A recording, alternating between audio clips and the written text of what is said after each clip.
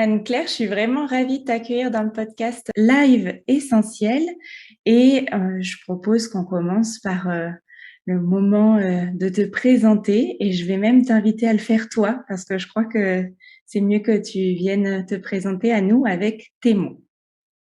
Merci beaucoup pour ton invitation. Je suis honorée d'être là aujourd'hui avec toi et avec les gens qui vont nous écouter. Donc, qui suis-je? Moi, je suis une femme créatrice qui vit en ce moment au Costa Rica, sous les tropiques. C'est vraiment mon environnement préféré. Je sens que je suis abondante dans tous les sens du terme quand j'habite sous les tropiques. Et je suis créatrice de programmes, de formation, de coaching. Et j'accompagne principalement cette communauté de cœur que j'adore, qui sont les thérapeutes holistiques, des personnes qui sont formées à la santé naturelle, à tous nos métiers de soins pour aider les autres, parce que je pense qu'il faut du courage pour faire ces métiers-là et qu'on a besoin d'être soutenu. Merci beaucoup. Moi, je fais clairement partie de ta communauté de cœur et je suis pas mal accompagnée par toi et tes programmes en ce début d'année 2022 et c'est super précieux. Je te remercie vraiment pour tout ce que tu es, tout ce que tu rayonnes et tout ce que tu crées. Et j'avais particulièrement envie de t'inviter sur le podcast parce que tu as lancé en début d'année un programme qui s'appelle Je m'autorise, Oui. qui a connu, je crois, voilà, une grande adhésion. Et pour avoir un peu suivi ton parcours depuis quelques années, je sais que toi aussi, tu as pris ce chemin avant de pouvoir le transmettre. Tu t'es autorisé petit à petit et j'aimerais bien que peut-être tu nous explicites un peu comment t'es passé de cette première étape de je m'autorise à prendre soin de moi et de ma santé à aujourd'hui, je m'autorise à être et à construire tout ce que tu es en train d'être et de construire. Parce que je suis sûre qu'il y a un lien et que de transmettre finalement ce chemin et ces petits déclics, eh ben, pourrait peut-être amener des déclics auprès d'autres personnes. Merci pour ta question parce que c'est vrai qu'il y a eu un cheminement intérieur qui a pris plusieurs années. Et parfois, je sais qu'il y a des gens qui tombent sur moi sur les réseaux sociaux, tout comme moi, je tombe sur des personnes sur les réseaux sociaux et je tire des conclusions à propos de leur histoire et de leur vie actuelle en me disant, ah, mais ils ont dû tomber dans la marmite du plaisir ou de la joie ou de la facilité ou de l'abondance. Et, et en fait, quand on ne prend pas le temps de se poser sur ce qui s'est passé pour les gens, on tire des conclusions, on se dit que l'herbe est plus verte ailleurs, mais en fait, souvent, la situation des personnes, c'est la conséquence de nombreux choix. Mm. Et ça a été aussi le cas pour moi, parce que il y a 10 ans, j'étais pas du tout celle que j'étais aujourd'hui. Je pense que il y avait un bourgeon, très certainement, tu vois, ça a toujours été là, quelque part, caché, et comme un trésor. Et puis, j'avais des problèmes, comme beaucoup de personnes qui se lancent après en santé naturelle. Mm. Moi, mon problème, c'était en lien avec l'anxiété et avec l'insomnie. Et puis, à un moment, j'ai plus pu supporter ce qui se passait, en fait. Donc, j'avais 28 ans et j'ai pété un plomb. Et je me suis dit, mais je peux pas vivre comme ça toute ma vie. C'est pas possible. Je peux pas. Ça va pas marcher, en fait. Je tiendrai pas. Et donc, je suis allée à l'hôpital. Et à l'hôpital de la Pitié-Salpêtrière à Paris, j'ai fait étudier mon sommeil. Alors que j'avais vu plein d'experts, hein. J'avais Mhm. vu des psys, des médecins et tout ça. Et souvent, la solution, c'était une petite pilule. Et finalement, à l'hôpital, j'ai eu beaucoup de chance parce que je tombais sur un chef de service très intelligent qui m'a dit, il y a une autre option, vous pourriez aller voir une sophrologue naturopathe qui peut vous aider. Elle a des groupes de rééducation au sommeil. Et à partir de là, il y a quelque chose qui s'est ouvert pour moi. En fait, j'ai compris, grâce à cette personne, que j'étais en charge de me créer des bonnes nuits. Et en fait, ça a été le début pour récupérer ma responsabilité. Et Mm. je pense qu'avant, j'étais la plus grande caliméro de la terre entière. De j'ai pas de chance, je suis triste, j'ai pas de bol, je suis tombée dans cette famille où je me sens comme une mangue au milieu d'un pommier, je me sens toute seule, la vie est dure, j'arrive pas à dormir, tout ça. Et petit à petit, j'ai récupéré la main et ça a été mon tournant, en fait. Ça a été mon, tu vois, mon grand tournant. Oui. Et j'imagine que, alors j'adore parce que c'est vraiment génial que soit finalement venu de la médecine conventionnelle cette ouverture de porte vers l'alternatif, hein. C'est un peu le futur, on espère, on est nombreux à espérer que cette médecine intégrative soit monnaie courante. Donc superbe cadeau. Euh, et du coup, tu prends soin de toi, tu prends soin de ton corps, tu te reconnectes peut-être. Et qu'est-ce que ça vient ouvrir comme... c'est quoi les autorisations? Est-ce que tu te souviens du chemin? Parce qu'il y a cette autorisation et cette connexion à ta responsabilité dont tu nous parles. Et j'imagine qu'il faut peut-être d'autres déclics et d'autres étapes sur le chemin pour transférer la responsabilité de OK, je peux prendre en charge mon sommeil à je vais créer des programmes pour transformer la vie des gens. J'en étais pas là. J'en étais pas là. Et en plus, pour moi, le coaching, c'était très abstrait. Donc, il y a 10 ans, coaching, tu vois, c'était un truc américain. Pour moi, c'était un truc de sport. Tu sais, je ne sais, c'est pas, c'était pas pour moi. En fait, j'étais trop loin de tout ça. J'étais juste au début, j'étais plutôt au milieu même d'une thérapie. Tu vois, j'étais plus dans le soin, dans penser mes blessures, pleurer toutes les larmes de mon corps, tout ça, toute cette phase-là. Et il y a eu plusieurs phases. Donc, il y a eu l'autorisation d'abord physique, d'aller mieux physiquement. C'était, je m'autorise à aller mieux physiquement. Une fois que j'ai récupéré de l'énergie et de l'équilibre corporel, en fait, j'ai eu plus d'énergie pour aller mieux émotionnellement. Et là, je me suis dit, bon, qu'est-ce que je fais, en fait, pour être bien au quotidien? Et donc, il y a eu plusieurs choses. Il y a eu l'EFT qui est rentré dans ma vie. Donc, c'est Emotional Freedom Technique. On tapote sur des points qui sont placés sur des méridiens d'acupuncture pour faire circuler l'énergie. Et Mhm. j'adore. J'en ai encore fait ce matin à la plage, tu vois. Donc, c'est mon truc, quoi. Et en même temps, la découverte de la méditation et de techniques pour questionner mes pensées. Donc, pour arrêter de croire toutes mes pensées comme si c'était l'ultime réalité et prendre plus de distance avec les histoires que je me raconte. Donc, ça a été l'autorisation d'aller mieux au niveau psycho-émotionnel, tu vois. Oui. Après le corporel, qui était plus tangible pour moi, tu sais, genre la matière, Ouais. se coucher tôt, manger ça, mais pas ça, tu vois. Après la matière, je suis allée plus au niveau de comment ça circulait à l'intérieur de moi, les émotions, toutes ces énergies-là qui me faisaient très peur avant. Les émotions, ça me terrifiait. Donc ça a été cette étape-là. Et après, quand ça a été mieux émotionnellement, ça a été la question qui est venue à moi naturellement, ça a été qu'est-ce que je fais de qui je suis, en fait. Mhm. Maintenant que ça va mieux, maintenant que je suis plus Calimero, qu'est-ce que je fais de qui je suis, avec mes ressources, mes talents, l'expression de mon expression unique, en fait, de mon âme dans ce monde-là. Qu'est-ce que j'en fais? Et c'est là que le coaching, c'est là que j'ai découvert le coaching qui permettait de me poser des vraies questions sur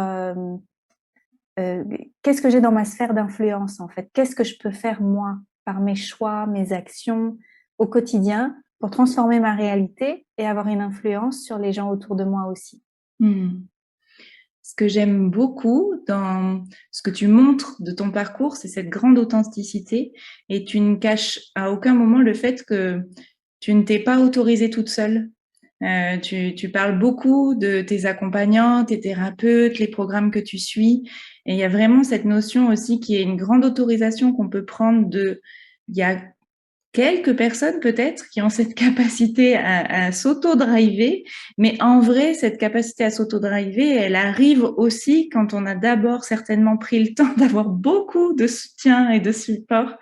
Et c'est vrai que voilà, tu parles beaucoup de ça et je trouve que souvent, en tout cas, c'est la sensation que j'ai, c'est qu'aujourd'hui encore, commencer à prendre soin de soi, c'est éventuellement prendre rendez-vous avec un psy ou aller voir une naturopathe ou, mais voilà, on y va par, et c'est super parce que c'est un premier pas qui va être constructif et qui va amener plein de choses. Mais toi, j'ai l'impression que tu t'es autorisé à avoir une équipe autour de toi. Ouais, et j'ai toujours une équipe autour de moi. Donc, et on est nombreux dans l'équipe, hein. Il y a du monde. Est-ce que Bah tu parce qu'il y peux, avait du chantier, tu vois. C'est comme une maison. C'est pas la même personne qui fait les murs et qui fait, tu vois, et qui fait les lavabos, les tuyaux, les trucs. C'est la même chose. Donc, il a fallu toute une team. Est-ce que tu peux nous dire, sans forcément aller dans tous les détails, mais par exemple aujourd'hui, sur quel domaine de vie ou quel domaine intérieur est-ce que tu es encore accompagnée? Ta team aujourd'hui, c'est quoi? Alors, par où je commence? Par où je commence? Alors peut-être je vais prendre au niveau corporel. Mhm. Hier, j'ai eu rendez-vous avec un ostéopathe. Vendredi, je vois une réflexologue et samedi, je vois une masseuse. Donc déjà au niveau physique, tu vois, on s'occupe de moi. Ça n'a pas toujours été comme ça parce qu'il y a eu une grande pause avec la crise mondiale qu'on a vécue. J'étais beaucoup plus isolée, donc physiquement, il n'y avait pas grand-chose qui se passait, comme beaucoup de gens, j'imagine. Donc je Mhm. rattrape un peu le temps perdu là. Tu vois, les massages, les trucs. J'ai besoin de quelque chose de plus physique. Et après, au niveau plus coaching et tout ça, donc je fais partie d'un coaching de groupe, un mastermind, où il y a des rendez-vous 2 fois par mois. En plus, je m'entends personnellement bien avec des personnes dans le mastermind, donc on s'appelle entre nous pour se soutenir. Hmm.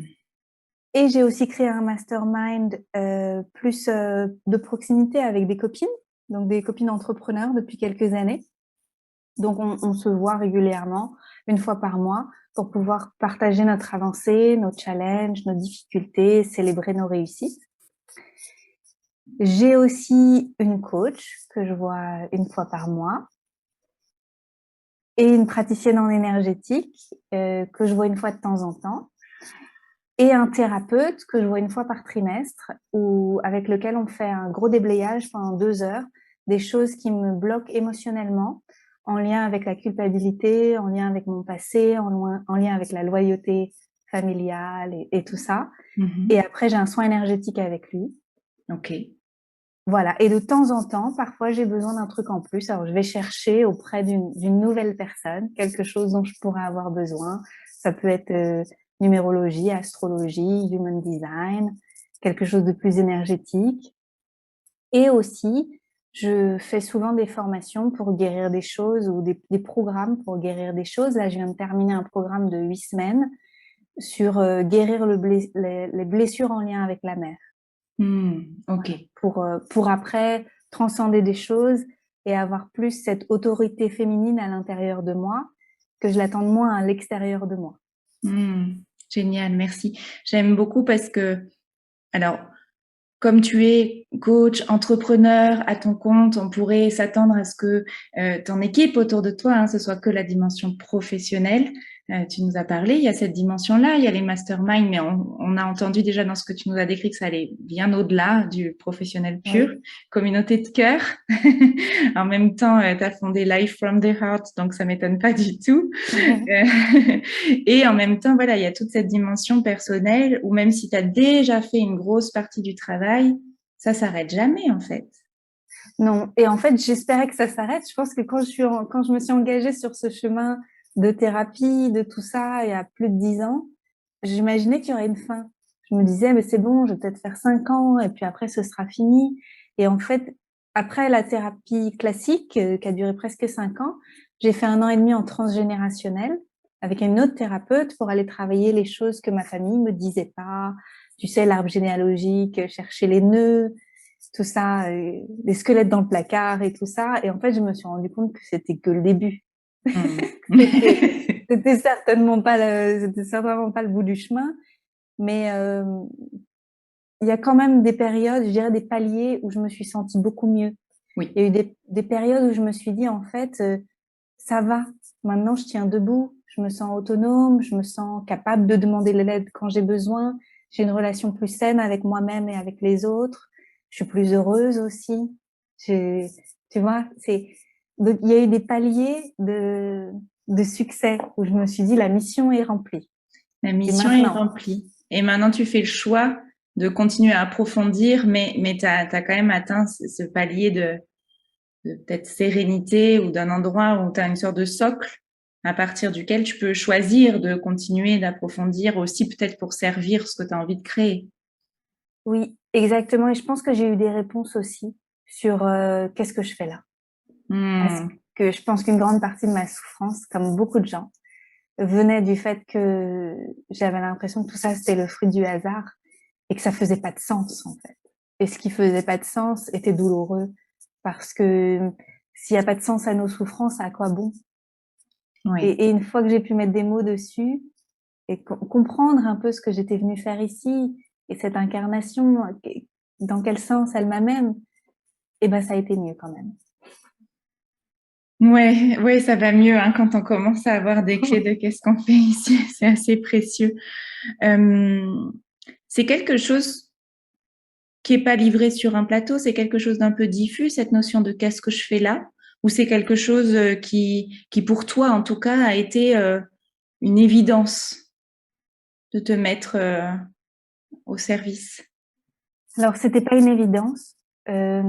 C'est arrivé parce que j'ai fait du déblayage, du nettoyage, tu vois, de tout ça. Je pense qu'on a toutes et tous en nous déjà tout. J'aime bien ce que dit Pierre-Antoine, mon thérapeute, que je vois une fois par trimestre. Mais au début, je le voyais toutes les semaines, je crois, ou toutes les 3 semaines, je me rappelle plus, mais très souvent pendant un certain temps. Et Pierre-Antoine, il dit, deviens qui tu es. Et en fait, certainement qu'on a déjà tout, comme un trésor en nous qui est enfoui, et on est déjà tout ce qu'on est supposé devenir. Mais il y a du débalayage à faire, en fait. Il faut nettoyer plein de choses, en fait. La conséquence de nos traumas, nos réactions, les réactions de nos blessures. Il faut nettoyer les croyances limitantes qu'on a, nettoyer, et après, on peut devenir qui on est.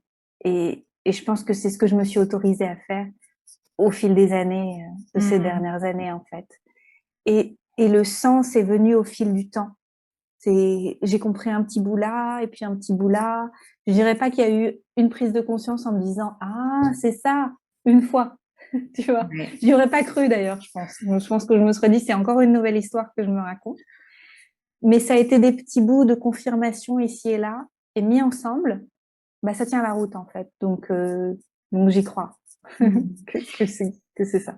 Et ce que j'aime bien quand j'observe ton parcours, c'est donc on comprend que c'est pas descendu, tac, tu t'es pas réveillé un matin en te disant je suis venue là pour ça, mais tu t'es autorisé avant ça en fait. T'as pas attendu, tu vois, et peut-être d'ailleurs que t'être autorisé a concouru à parce que notamment ton choix de changement de carrière, ton choix de quitter le moule établi du salariat, t'as commencé en tant que naturopathe et puis petit à petit t'as fait évoluer. Je me retrouve beaucoup dans ton chemin parce que sur ces progressions-là, on a quelques similarités. Et c'est en faisant aussi qu'on découvre. C'est quand on passe dans l'action qu'on se découvre. Il y a le processus de nettoyage, qui est une clé dont tu viens de nous parler et qui est essentielle. Et puis, il y a le fait d'agir.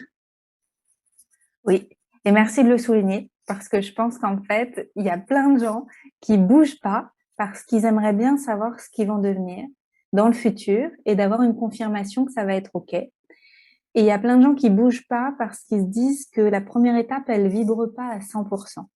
C'est, Mm. oh, je le sens pas complètement. Mais en fait, la première étape, c'est juste une étape intermédiaire. Et tant que tu l'as pas remplie, tu peux pas avoir accès. C'est comme un jeu vidéo, si tu fais pas le niveau 1, tu peux pas faire le niveau 2, en fait. Et donc, tant que t'as pas passé la première étape, tu vas pas savoir ce qui va se déployer pour toi. Et tu as Mm. raison de parler de la naturopathie parce que moi, à l'époque, quand j'ai appris la naturopathie, c'était pour moi. C'était pour ma santé, pour être mieux et tout ça. Et c'était pas un choix de carrière, c'était pas une vocation, c'était pour arrêter d'être hypocondriaque et pour être mieux dans mon corps, pour mieux dormir, encore mieux dormir que ce que je venais d'apprendre et mieux digérer et toutes ces choses-là. Et pour moi, ça vibrait pas comme un choix de carrière. Et d'ailleurs, je me rappelle, le directeur de l'école de naturopathie m'avait demandé ce que j'allais en faire et je lui avais dit, je pense que je vais être comme ambassadrice de la santé naturelle. Je vais en parler avec les gens. Mais je lui ai dit, je suis pas sûre d'avoir un cabinet. Alors qu'en fait, j'ai eu un cabinet pendant plusieurs années. Mais j'avais peur déjà d'en avoir un. Mais je sentais que c'était pas ça qui allait vibrer à 1000%, tu vois. Mm. Donc, il y avait ce doute. Mais je l'ai fait quand même parce que ça m'intéressait et que j'avais envie d'aider les gens et que c'était une étape intermédiaire. Et si j'étais pas devenue naturopathe, je serais pas devenue praticienne EFT, je serais pas devenue coach, j'aurais pas fait plusieurs formations en coaching. Et aujourd'hui, j'enseignerais pas le coaching et je ferais pas des programmes. En fait, Mm. ça aurait été dommage que je rate la première marche. C'est ça.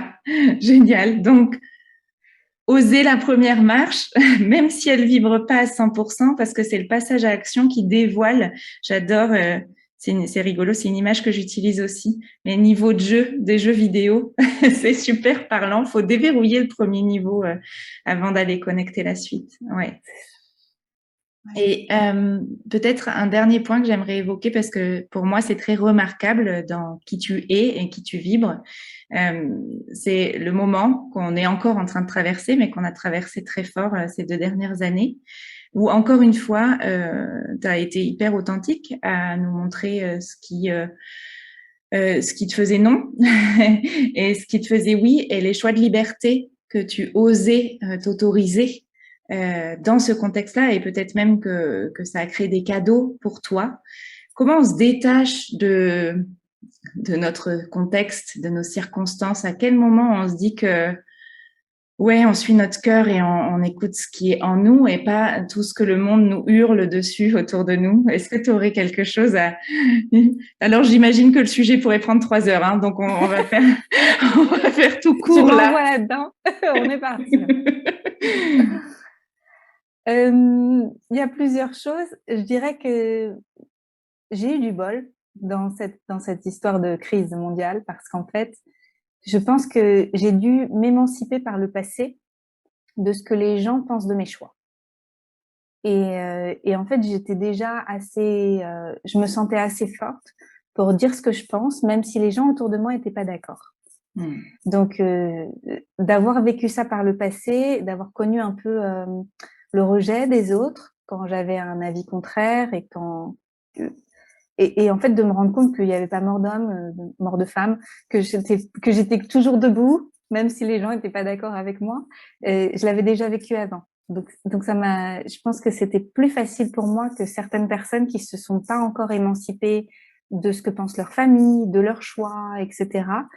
Pour eux, j'ai vu qu'ils avaient une double crise. Ils avaient la crise personnelle à la maison et ils avaient la crise mondiale à gérer en même temps. Alors qu'en fait, moi, ce que pense ma famille de mes choix, ça fait plusieurs années que j'ai dit merde. En fait, si je peux me permettre, on mettra un bip. Bip. Donc ça a été plus facile pour moi. Ce qui a été, par contre, challengeant, ça a été de parler publiquement de toutes ces choses. Donc, au début de la crise du Corona Circus, j'ai trouvé que ça se sentait pas bon, ce qui se passait. J'ai trouvé qu'on parlait jamais de santé, qu'on nous parlait de guerre vis-à-vis d'une soi-disant maladie, etc. Ça se sentait pas bon. Et donc, j'en ai parlé spontanément, en fait, avec toute ma naïveté, tu vois, spontanée, en fait, de parler des choses, genre, donc, je comprends pas, on me demande de mettre un masque, mais je l'ai mis dans le fond de ma poche, et après, je le mets sur mon visage avec des mains sales. Et donc, je parlais naïvement des choses que j'aurais jamais envisagé de faire avant, en fait. C'est pas parce qu'il y a soi-disant une pandémie mondiale que je dois mettre mes mains sales sur mon visage alors que j'ai touché le train, en fait. Ça fait pas de sens, tu vois. Et en fait, c'est le manque de bon sens mondial qui m'a hérissé le poil. Et je me suis dit, mais moi, je veux pas perdre mon bon sens personnel, en fait, de ce qui est juste pour moi, pour ma santé. J'ai pas passé 4 ans à étudier la naturopathie, 1 an à étudier l'Ayurveda, à prendre soin de moi, à faire des jus et tout, pour juste prendre pour argent comptant ce que le gouvernement me raconte. Je vois bien que ça tient pas la route, en fait. Ça tient pas la route. Donc, je suis restée vraie vis-à-vis de moi. Oui. Et après, je l'ai partagé avec les autres. Et effectivement, tout le monde n'a pas été d'accord avec moi. Et là, il y a eu la douche froide. Il y a eu la douche froide et il y a eu accepter de pas plaire à tout le monde publiquement, alors que j'étais quand même, comment on dit, un peu girl next door, où en fait, les gens étaient plutôt contents avec moi. Enfin, je veux dire, tu sais, oh, elle est sympa celle-là. C'était un peu tout le monde me trouvait sympa. Et d'un coup, j'étais plus trop sympa pour la moitié de la population. Mais on s'en remet. On s'en remet et on s'aligne peut-être encore plus fort quand on est justement complètement ancré avec ce qui est juste pour nous et qu'on ose l'afficher. T'as senti une différence pour toi? J'ai senti que ce que je pensais de moi-même était plus important que ce que les autres pensaient de moi. Et donc, ça a solidifié quelque chose à l'intérieur. Et Et en fait, je me suis même pas posé la question, en fait, de perdre des clients, de perdre ma communauté. Il n'était pas question de ça. J'avais l'impression qu'on se retrouvait dans un monde qui n'allait pas du tout. En fait, je ne souhaite pas faire partie d'un monde dans lequel on se dilue et où on se met d'accord. En fait, où on fait semblant d'être d'accord avec les autres pour continuer d'avoir une communauté qui grandit ou continuer d'avoir plus de clients ou plus d'étudiants. C'est pas le monde dans lequel j'ai envie de vivre. Hmm. Et donc, pour ça, ça a solidifié quelque chose en moi. Je me suis dit, je préfère avoir moins de monde, mais des gens qui vibrent juste. Des gens qui sont aussi dans leur vérité, des gens qui honorent le bon sens et qui ont pas peur d'être courageux, en fait. Et donc, ça a fait du tri. Oui. Et la leçon que toi tu tires à un niveau professionnel, peut-être que les personnes qui nous écoutent peuvent aussi la tirer à un niveau personnel. S'honorer et choisir son cercle, c'est OK en fait. C'est peut-être pas confortable, ça peut faire très peur, mais c'est super OK, c'est super précieux pour le reste de notre chemin. Oui. Et aussi, ça permet aux gens de nous trouver. Parce qu'en fait, à partir du moment où moi j'ai vraiment dit ma vérité haut et fort, il y a des nouvelles personnes qui sont venues dans ma communauté et des personnes qui m'ont remercié de dire tout haut ce qu'elles n'osaient pas encore dire tout haut. Et ça a été précieux parce qu'on s'est trouvé. Mais on a pu se trouver que parce que j'étais là à dire voilà mon avis. Voilà ce que moi j'en pense. Et donc, sinon, on est trop isolés les uns des autres et on ne se trouve pas si personne décide de parler un peu plus fort et d'être vu. Et donc, je suis contente d'avoir osé le faire. Hmm. Merci, c'est super précieux. OK. Et aujourd'hui, toi, à partir de toutes ces autorisations que tu t'es données et de ce chemin que tu as parcouru, bah, tu accompagnes d'autres personnes à en faire de même à différents niveaux. Donc, tu as des programmes qui sont réservés vraiment aux entrepreneurs. C'est ceux qui sont en train d'arriver là en ce moment. Tu vas peut-être pouvoir nous en dire quelques mots. Et puis, tu as des programmes. Alors, tu vas me corriger si c'était temporaire ou s'il est... Non, il est accessible tout le temps. Tu as des programmes comme Je m'autorise qui est ouvert à tout le monde en fait, qui va toucher à la fois la mère de famille, la jeune étudiante, la retraitée qui a envie de s'autoriser et ou bien sûr l'entrepreneur qui a envie de s'autoriser. Est-ce que tu peux nous parler un peu de ton actualité du coup et de ce que tu as à offrir en ce moment? Oui, avec joie. Depuis le début que je travaille, j'ai été grand public, donc j'ai voulu aider un peu tout le monde. Donc j'ai encore des programmes qui soutiennent tout le monde, comme Je m'autorise, qui est un programme avec des vidéos en auto-coaching et avec des mini-tapping, donc EFT, pour faire circuler les émotions, pour avancer sur un chemin pour plus s'autoriser à vivre la vie qu'on a envie de vivre. Donc ça, c'est pour tout le monde. Et j'en ai d'autres, comme aussi Réenchanter nos vocations, pour se mettre sur le chemin de sa vocation, se poser les bonnes questions. Qu'est-ce qui est vraiment important pour nous? Et comment faire pour connecter les points entre eux, les signes qu'on a eus dans notre vie par le passé et aussi des visions du futur qu'on a pu avoir pour pouvoir se mettre en chemin pour vivre notre vocation et sortir de la notion de métier pour vraiment rentrer dans quelque chose de beaucoup plus incarné, de se déployer en fait dans nos activités professionnelles, dans ce qu'on va faire dans la vie. Et puis, comme je disais, moi, ma communauté de cœur, c'est les thérapeutes, c'est les accompagnants, c'est les personnes qui ont guéri des choses et qui ont décidé de se mettre au service des autres parce que ça va mieux. Alors, ils ont envie d'aider les autres. Et moi, j'ai envie de les aider parce que je trouve qu'ils sont encore trop timides, qu'ils sont encore trop cachés. Et mon rêve, c'est que tous les thérapeutes sortent du bois, que tous les praticiens holistiques sortent du bois et disent, je suis là, j'ai un cabinet, ma pratique fonctionne, je suis fière de ce que je fais, je gagne bien ma vie avec ce que je fais. Et que d'un coup, tu sais, ça se répande comme une traînée de poudre et que d'un coup, en fait, ce soit une évidence que toute cette offre holistique, elle occupe sa place pleinement. Donc, pour les thérapeutes, j'ai créé d'école il y a quelques années. Ça fait déjà 5 saisons qu'on a fait avec mon acolyte Julia Espérance. Et la 6e, elle reviendra à l'automne. Et c'est pour décoller, en fait, comme son nom l'indique. C'est donc pour installer ses activités, apprendre à communiquer et décoller. C'est toute la phase de décollage en groupe. Et puis, là, plus récemment, je me suis posé la question, je me suis dit, mais en fait, on décolle depuis 3 ans dans ma communauté, mais il va être temps de passer, de passer la deuxième en fait et d'avancer parce qu'il y a plein de personnes dans ma communauté qui sont plus avancées que ça. Et donc, j'ai créé Rise Up pour passer à l'étape supérieure. Et donc, c'est pour les accompagnants qui ont déjà décollé, mais qui sont pas complètement bien alignés. Parce que souvent, après la phase de décollage, il y a comme une partie de nous qui se rigidifie, où en fait, on se dit ça marche, alors je vais le figer. Tu vois, c'est comme Je ça. vois. Je suis sûre que ça va bien se passer si je continue comme ça. Mais en fait, le mouvement d'expansion, il est en lien avec notre alignement profond. Et donc, c'est pas en figeant nos activités qu'elles vont mieux marcher. Au contraire, c'est en étant dans cette fluidité parce qu'on est connecté avec le cœur, on est connecté avec notre essence et on est bien aligné. Et la vie circule à travers nous pour qu'on puisse faire notre magie. Et si notre magie doit évoluer et qu'on doit laisser de côté, comme moi j'ai laissé de côté la naturopathie pour me concentrer sur le coaching, si on doit laisser de côté quelque chose, mieux vaut tôt que tard. Parce qu'en fait, il y a des réajustements à faire, des tests à faire et une transformation à autoriser. Et donc, Rise Up, c'est pour délaisser, mettre sur le côté tous les trucs qui sont pas complètement alignés et pour vraiment pouvoir continuer d'entrer en expansion en tant que thérapeute, mais avec toute sa puissance, parce qu'on fait pas les trucs qu'on n'aime pas et parce qu'on est honnête vis-à-vis de nous-mêmes et vis-à-vis du public qu'on a envie de servir et tout ça. Et donc, c'est un gros travail d'alignement, Rise Up. Génial. Merci beaucoup, Anne-Claire. Je pense que tout le monde aura trouvé sa pépite pendant cet épisode.